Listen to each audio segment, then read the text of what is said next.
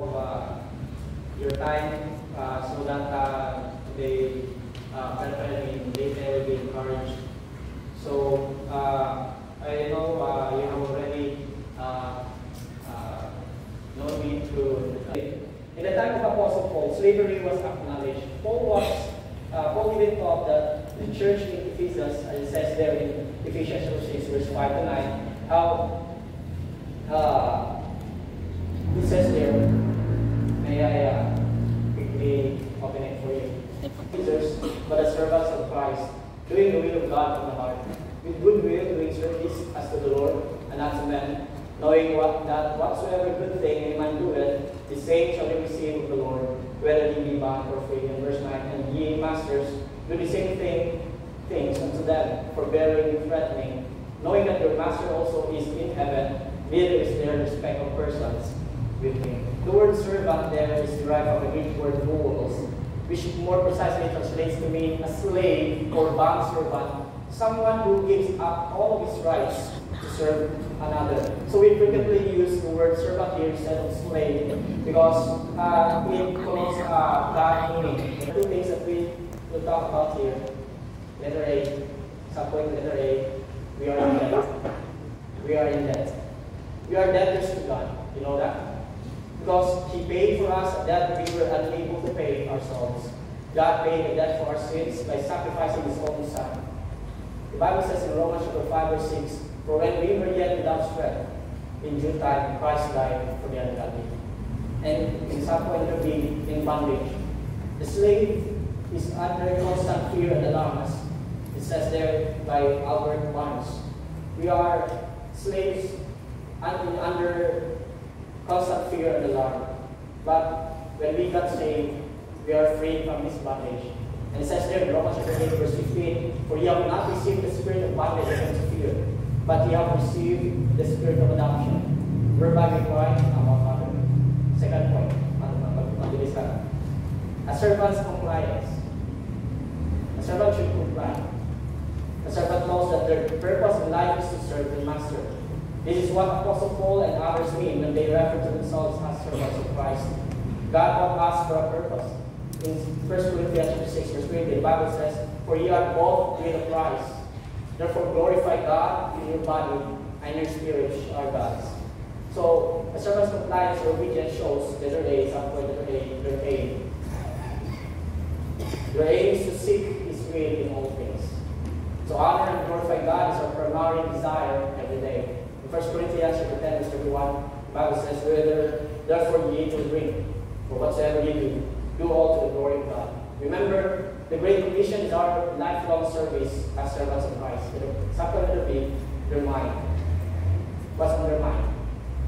Their mind is all about dying to themselves, which means not yielding to fleshly desire.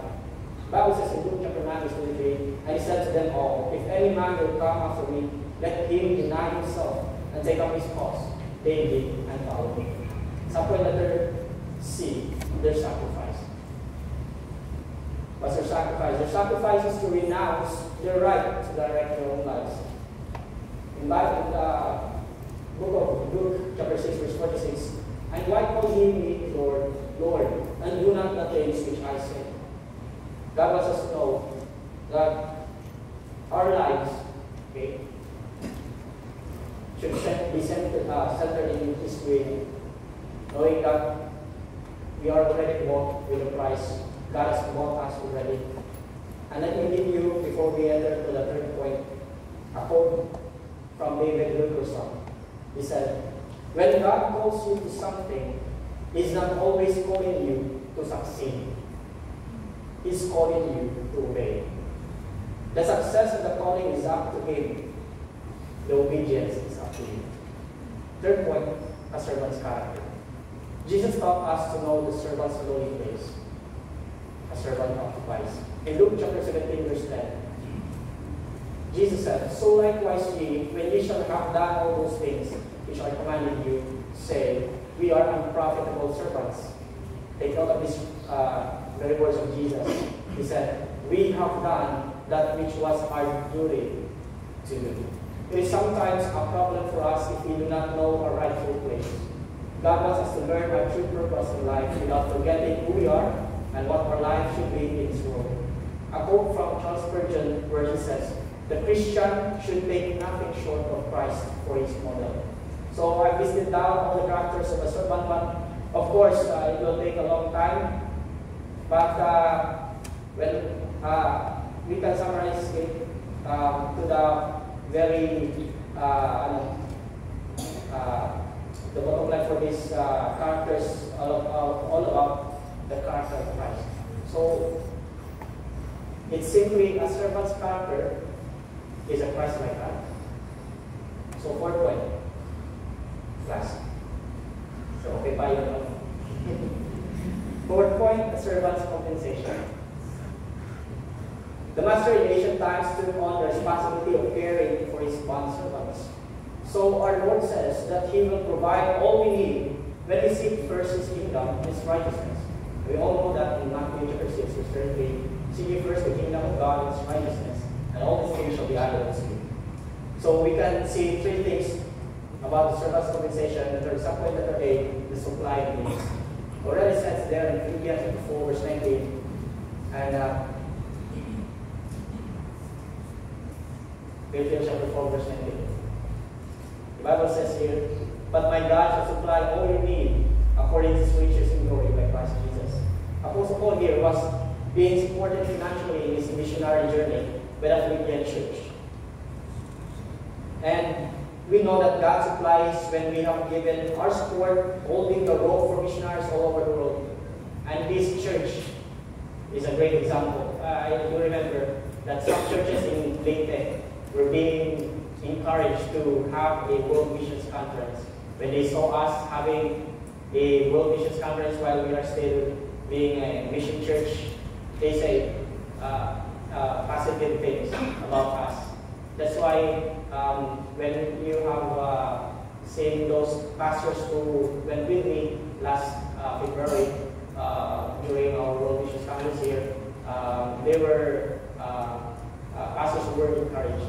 And I'm happy that our influence has gotten also over there in Leyte. And I hope that we continue on to do so.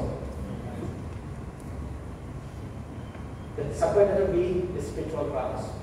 They are the incorruptible crown, the crown of rejoicing, the crown of righteousness, the crown of glory, and the crown of life. The Greek word translated crown is the word Stephanos. So the source for the name Stephen, which was the martyr in the Bible, it means a badge of royalty, a prize. And the public games were a symbol of honor generally. So the 5 crowns typically, this will be quick.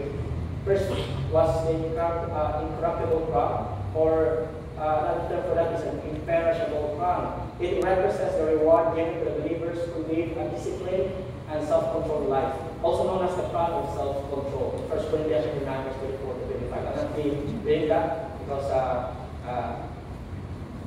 so that it will not take much time. Second is the crown of rejoicing. The crown of rejoicing, also known as the soul winner's crown, is a reward promised to believers who lead others to faith in Christ. It signifies the joy and satisfaction of seeing people come to know the Lord through one's efforts in evangelism and discipleship. 1 Thessalonians 2, verse 19. And the third crown is about the crown of righteousness. The crown of righteousness symbolizes the reward given to those who long for Christ's second coming. It represents living righteously, loving His appearing, and eagerly anticipating His return. You can find out in 2 Timothy chapter 4, verse 8. The fourth crown is the crown of glory. The crown of glory represents the reward given by God's church leaders who faithfully care for their congregations. As 1 Peter chapter 5, verse 2 to 4 states, elders are to willingly shepherd the flock of God, among them by serving as examples and overseers. And the fifth crown is the crown of life. The crown of life symbolizes the reward given to those who remain faithful through trials, temptations, and persecutions. And you can find it in Revelation chapter 2, verse 10.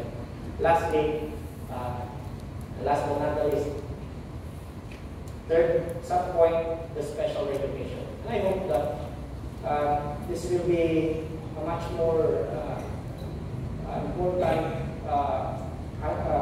part of being a Christian, and that is that God will recognize you, what you have done with Him.